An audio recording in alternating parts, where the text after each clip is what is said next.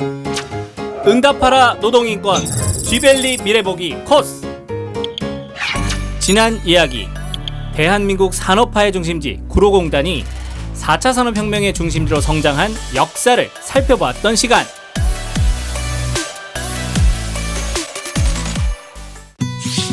쥐벨리 미래보기 세 번째 코스, 남구로역 인력시장을 방문하여 한국 이주 노동의 역사와 우리의 밥상을 만드는 숨겨진 노동에 대해 살펴보자.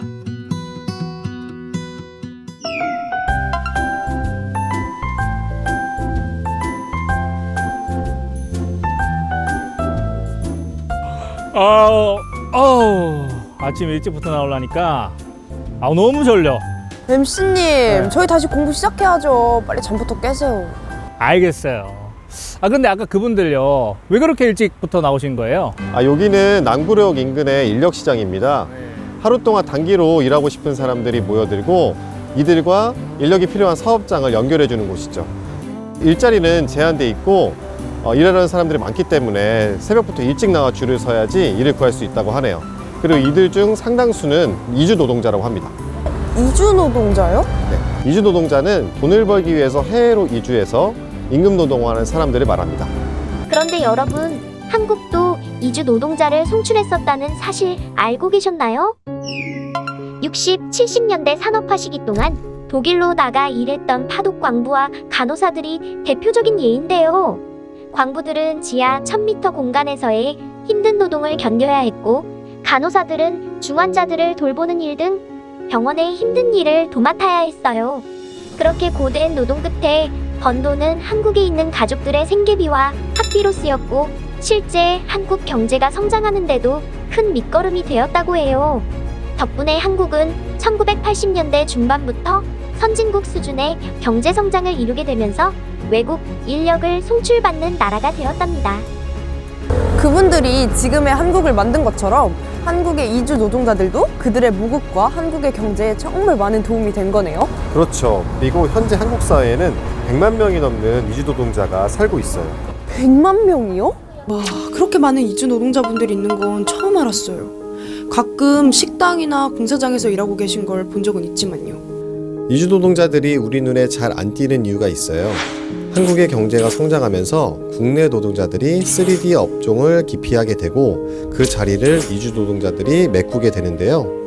대개 3D 업종은 위험하고 열악한 작업 환경에서 이루어지고 있기 때문에 이주 노동자들은 일반 사람들의 눈에 잘 띄지 않는 것이죠.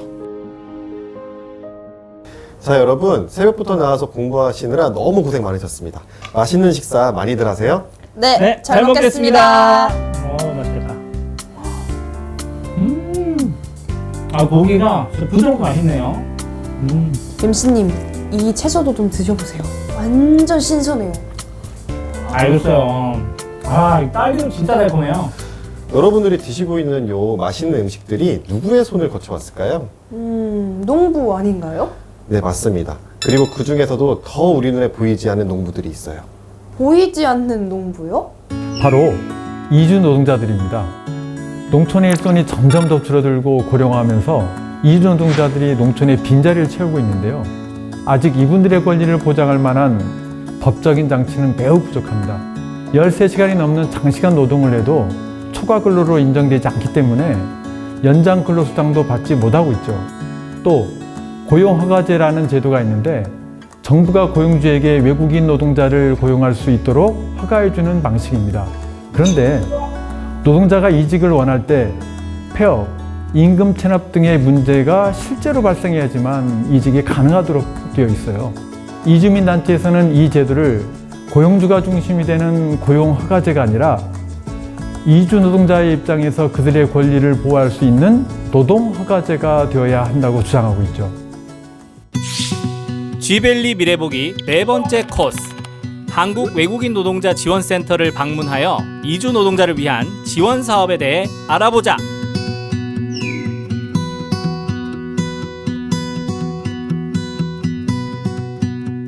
보이지 않는 노동인 만큼 노동인권 침해가 많이 일어나고 있는 것 같아요. 그럼 이런 환경에 처한 이주 노동자분들을 도울 수 있는 곳은 따로 없을까요?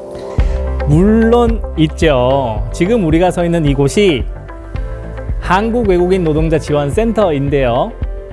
레이봇, 여기에서는 현재 어떤 지원 사업이 진행되고 있나요?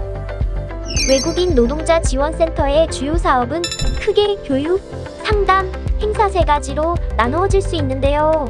우선 가장 기본적인 일상생활을 위해 한국어 교육을 제공하고 체불임금, 산업재해 등 이주 노동자들이 산업 현장에서 겪는 고충을 해소하기 위한 통역 및 법률 상담을 진행하고 있습니다.